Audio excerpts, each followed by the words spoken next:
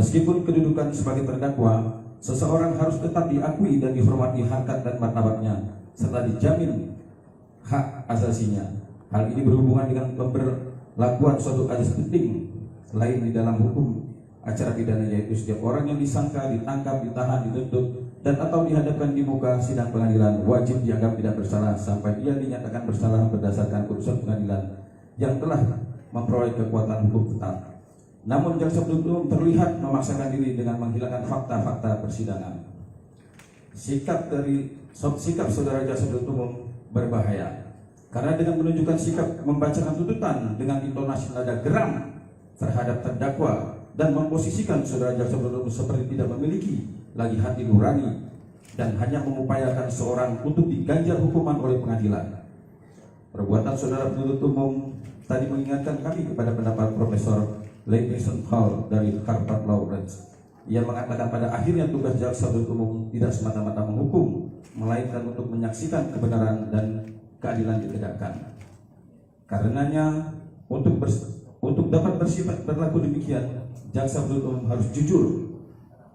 Selanjutnya Profesor Leyton Hall mengatakan jaksa tidak boleh berusaha menekan fakta-fakta atau menutup-tutupi saksi-saksi yang membuktikan ketidaksalahan terdakwa. Maka kami selaku kuasa hukum bertanya, apakah jaksa penuntut umum yang terhormat dalam perkara ini apakah sudah bersikap demikian? Apakah semenjak Undang-Undang Republik Indonesia Nomor 11 Tahun 2008 tentang informasi dan transaksi elektronik, Undang-Undang Informasi Teknologi dan Elektronik diundangkan, pernah ada tuntutan terhadap terdakwa hingga 8 tahun penjara dan denda 1 miliar? Silakan jaksa penuntut umum jawab dan bertanggungjawabkan atas segala tindakan hukumnya baik di dunia maupun di akhirat. B. Fakta-fakta persidangan.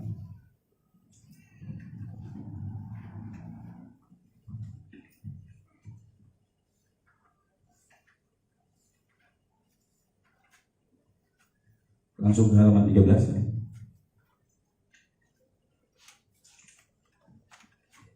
Analisis yuridis.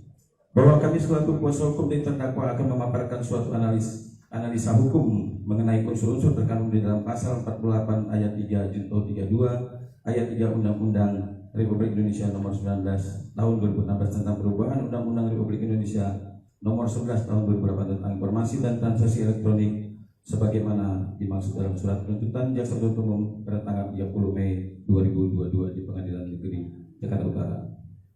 Setiap orang sesuai dengan pasal 1 angka 21 Undang-Undang Nomor 19 Tahun 2016 tentang informasi dan transaksi elektronik. Definisi setiap orang adalah orang perseorangan, baik warga negara asing maupun badan hukum.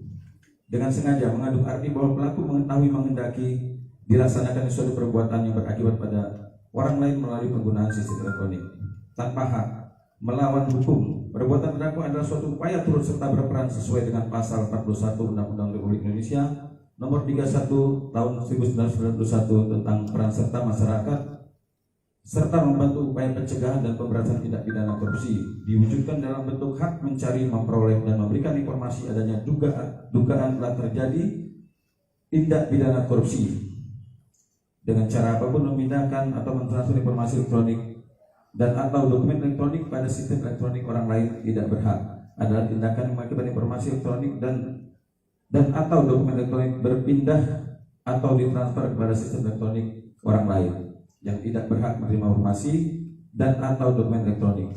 Berdasarkan uraian tersebut di atas, maka selaku kuasa hukum berpendapat bahwa unsur setiap orang merupakan subjek hukum. Benar, terdakwa saat ini sedang berurusan dengan massa dengan hukum, tapi perlu pembuktian yang jelas apakah bisa dibuktikan dalam persidangan. Terima kasih sudah menonton video ini. Jangan lupa subscribe dan aktifkan lonceng notifikasi supaya kamu nggak ketinggalan video terbaru dari Grid.